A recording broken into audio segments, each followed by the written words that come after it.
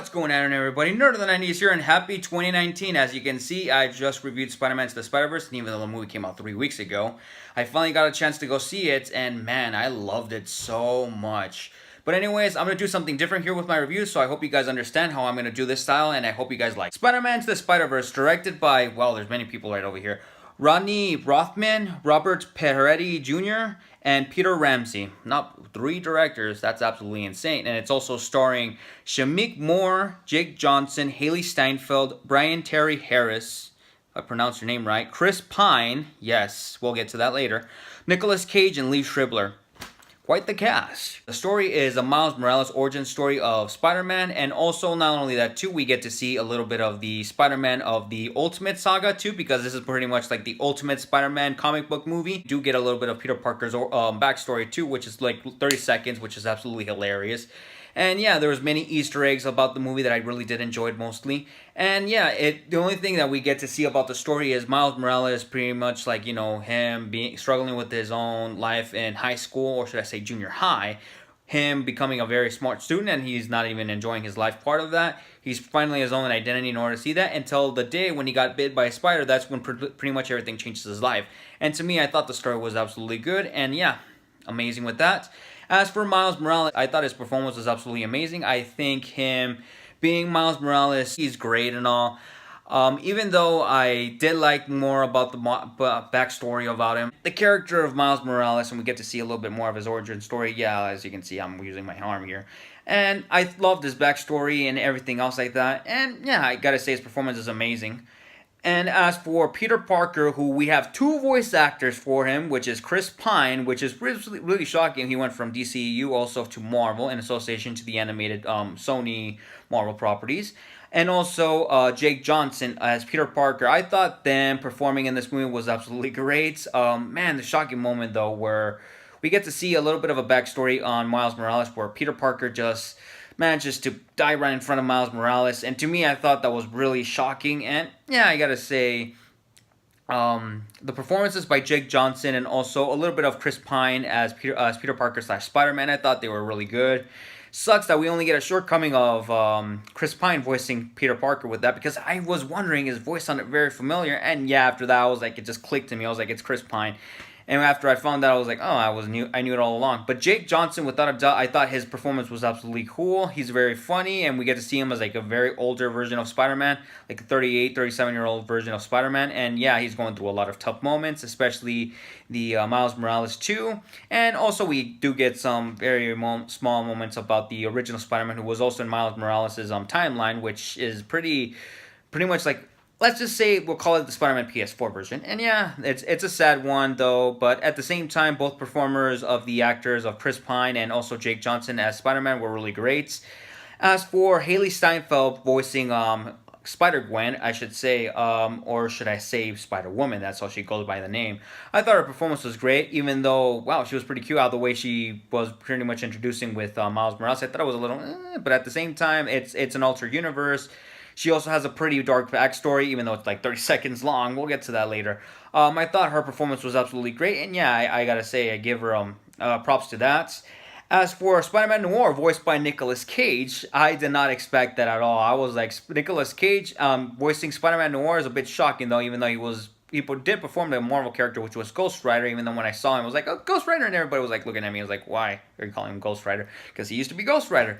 I thought him was absolutely hilarious. He was really great. And yeah, props to him. As for Peter Porker, oh, I loved him. He was funny. And then he does pull off a bunch of Looney Tune references, and I do love that a lot. Peter Porker was absolutely great too. Penny Parker, which is an anime version of the Spider-Man universe, or should I say an alternate timeline. I thought that I really did liked it. The animation of her would really looked good. And then seeing also the animation between them in the Ultimate Universe was absolutely good. And same thing with the Noir Spider-Man. I thought the animation looked really good.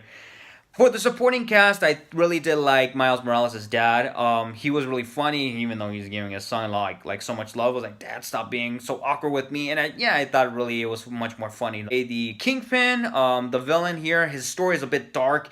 It's really grim. We get to see what he does, and we got some answers of like why he is pretty much a dick to Spider-Man, and all you gotta say is just watch the movie in order for him to understand a bit of his backstory. And not only that too, I give props to the villains too. The Prowler. I'm not gonna mention all the villains, but you know Scorpion is in the movie. Green Goblin, jeez, he's on steroids and he's even freaking huge. Even though he has a bit of a small part, but we get to see more villains coming in through though. And I don't want to spoil the other villains, but I thought them being introduced them was absolutely cool, and I thought it was amazing seeing all the Spider-Mans or Spider-Womans fighting into to the rescue, and I thought it was actually cool. And then also Aunt May and Mary Jane was absolutely amazing. I was waiting for that moment. I was like, when are we gonna see Aunt May or Mary Jane? We do get that, and I do love that too. And yeah, the supporting cast is amazing. As for the action, I really did loved it a lot. It does start off really bumpy, and then we get to see like some backstories to that, which we'll get to later. I did love the soundtrack of the beginning of the movie. It's absolutely amazing, and I give props to that. As for the CGI, or should I say the animation of the movie, was really, really good. And I thought, to me, the people who animated and the whole crew who did the animation of this, props to you guys. You guys deserve praise, and I thought the animation in this movie looked absolutely amazing, especially Penny Parker, Spider Gwen, Spider Man Noir, Miles Morales, Peter Parker, older version of Peter Parker, even the modern version of Peter Parker, which, yeah, I thought it was absolutely cool. And everything about the movie looked really good, and I was wondering, it's like, why is this movie taking forever? But it shows why, because quality over quantity is definitely worth waiting for. And I thought, to me, props to you guys, props to you. The Easter eggs of the movie, I gotta say, I really loved how the way they mentioned all of the original Spider-Man Easter eggs, especially with the Tobey Maguire saga, especially the weird awkward dance from Spider-Man 3. I really loved it. The train, the how the way he fell in love with Mary Jane. We do get to see some other Easter eggs from the Amazing Spider-Man franchise, and also a little bit of the MCU, not so much, but at least that too. Some other versions too. I can't spoil much, but the after credits scene is definitely the icing on the cake, and it's definitely worth checking out. If I were you guys, I would stick around for the after credits scene, and I think that's the plus parts. And yeah, I don't want to ruin more of the Easter eggs. Oh, the only thing I can say is Stan Lee's cameo though. We miss you, Stan Lee. Gonna miss you, man. Is this movie worth watching? Yes, go watch the movie. As you can see, I'm a huge Spider-Man fan, and I have all the movies right here, especially Infinity War, which I don't have it with me right there, but this is all the Spider-Man movies that I have right here, and especially Spider-Man right there, and the Ultimate Spider-Man comic book saga of everything, or should I say, like, like biography of all the villains in Spider-Man's history. With that, I will give this movie...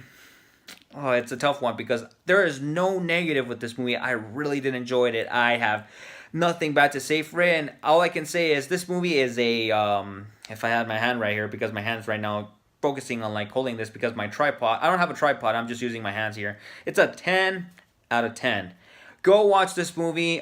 Enjoy it, because this is definitely worth watching, because the Spider-Man animated series that I watched when I was a kid, it reminded me of this, because wow, the animation of this movie looked really good.